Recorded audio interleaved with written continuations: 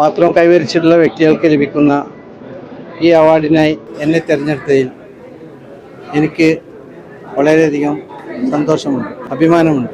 അക്ബർ ഗ്രൂപ്പിൻ്റെ മുന്നോട്ടുള്ള പ്രയാണത്തിൽ ഈ ഒരു അവാർഡ് വളരെയധികം ഗുണം ചെയ്യും എന്ന് ഞാൻ വിശ്വസിക്കുന്നു. യുവസംരംഭകർക്ക് ദൃഢനിശ്ചയം, ആത്മാർത്ഥത,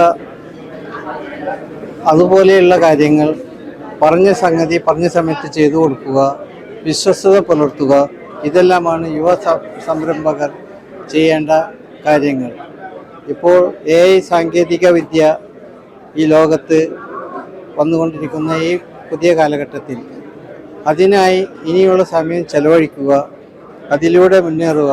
ഇതാണ് എനിക്ക് പുതിയ തലമുറയോട് പറയാനുള്ളത്. വിശ്വാസം, ജനങ്ങൾ അർപ്പിച്ച വിശ്വാസം, അതാണ് അതിലേറ്റവും പ്രധാനം. ആ വിശ്വാസത്തോടുകൂടി ജനങ്ങൾക്ക് വേണ്ടി ജനസേവനത്തിനായി മുന്നോട്ട് പോകുന്ന അക്ബർ ട്രാവൽസിനെ ഇന്നിതുവരെ എല്ലാ ജനങ്ങളും രണ്ട് കൈയും നീട്ടി സ്വീകരിച്ചിരിക്കുകയാണ്. കാരണം സാധാരണക്കാരുടെ ട്രാവൽ ആർക്കും എപ്പോഴും വരാം. അവിടെ ഒരു പരിമിതികളോ അല്ലെങ്കിൽ ഒരു അപ്പോയിൻമെൻ്റ് എടുക്കേണ്ട ഒന്നും ആവശ്യം ആരെയും കാണില്ല.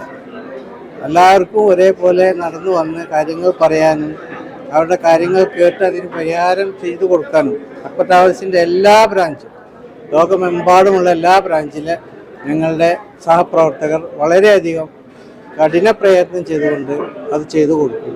ആ ഒരു കൂട്ടായ്മയും ഒരു ഒത്തൊരുമയുമാണ് അക്ബർ ട്രാവൽസിനെ ഇന്ന് ഈ നിലയിൽ എത്തിച്ചതും ജനകീയ അംഗീകാരം അക്ബർ ട്രാവൽസിന് ലഭിച്ചു. ട്രാവൽ മേഖലയിൽ ഇപ്പോൾ വന്നിട്ടുള്ള ഏറ്റവും വലിയ വെല്ലുവിളി AI ആണ്.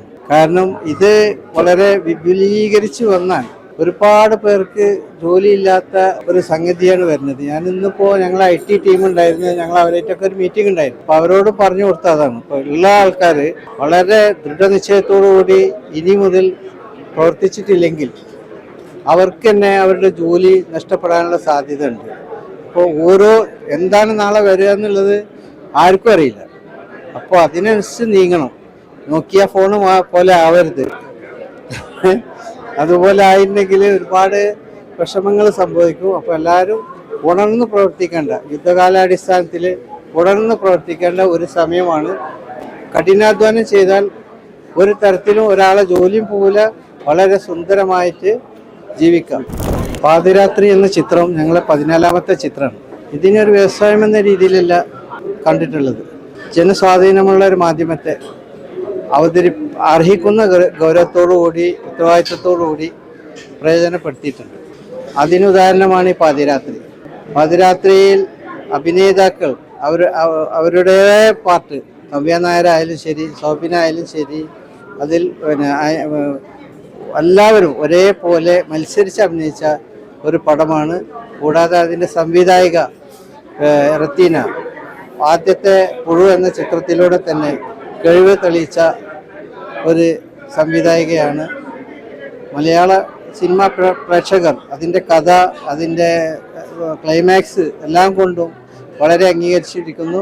ഇപ്പോൾ 2ാം വാരത്തിന് നിറഞ്ഞ സദസ്സിൽ ലോകം മുഴുവൻ ഓടിക്കൊണ്ടിരിക്കുകയാണ്. ജർമ്മനി, ഓസ്ട്രേലിയ, ഒരുപാട് സ്ഥലങ്ങളിൽ റിലീസായിക്കൊണ്ടിരിക്കുകയാണ്. ബാക്കി ലോകം മുഴുവൻ ഒരേ സമയത്ത് റിലീസ് ചെയ്ത പടമാണ്. നല്ല പ്രതികരണമാണ് കിട്ടിയിട്ടുള്ളത്. അതിൻ്റെ എല്ലാ അണിയറ പ്രവർത്തകർക്കും ഞാൻ ഈ സമയത്ത് വളരെ താങ്ക്സ് പറയണം.